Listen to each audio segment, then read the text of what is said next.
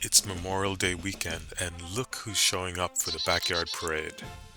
Come and join me to find out who will appear. The first family of squirrels to appear are Fluff and her two children.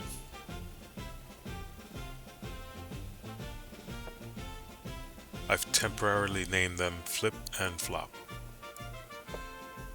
If you haven't seen the moment that Fluff brought her children to my yard, check that out in the playlist. A family of sparrows flew in to join the celebration, led by Jack. Tortellini is a new juvenile squirrel that started showing up daily. So far, I haven't been able to tell who his mother is. I chose Tortellini because Chippy won the current vote for the new chipmunk, and Tortellini was second. Fred salutes the flag. He showed up alone today. I'm sure that his wife Daphne is watching over the eggs or the younglings. He is a proud member of the parade. Thank you to all those that voted in the naming of this new chipmunk. Chippy won the vote with more than 50%. And here we have the namesake of our channel, Mellie the chipmunk.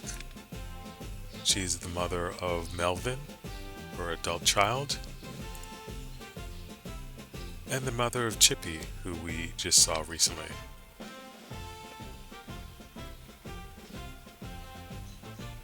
Just look at those cheeks, so cute.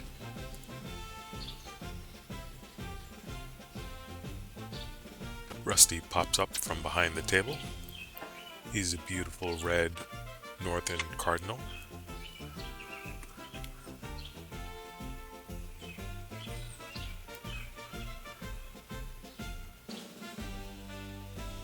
He grabbed an almond for his wife. Smokey makes an appearance. He doesn't show up every day like the others. This year he's been wooing all of the female squirrels that visit my yard. I wouldn't be surprised if he's the father of most of the new juveniles that popped up. And this is Hallie, a new species of bird that showed up in my backyard.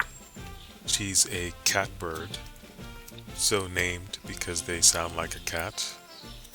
And this is Sheba, the matriarch of the backyard, mother or grandmother to most of the squirrels that show up. Most backyard wildlife wouldn't want to mess with her. That includes the chipmunks, the other squirrels, and even the birds like the crows. She is my favorite and the very first squirrel that I met. And this is Rico, showing his pole sliding skills.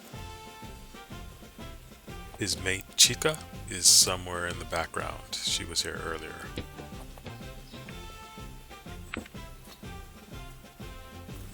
And here we can see Nibbles. Since he was born, he never had a completely fluffy tail, but he's been losing hair or fur since last year. Normally he shows up with his sister Wisp. Speaking of Wisp, here she is. When she showed up, she had zero fur on her tail. Some of you may remember that in winter, I had a heater outside so that she could warm up. I was worried that her tail would get frostbite. I plan to make a future video on what I did to help with her fur. And this is Tweety. He's a Carolina Wren.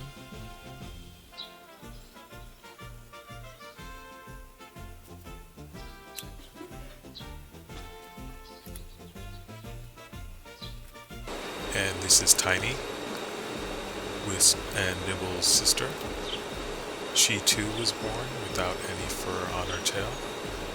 And while not as luxurious as Wisp's tail, it's almost fully filled in. Thank you all for watching, and I hope you all have a great Memorial Day weekend.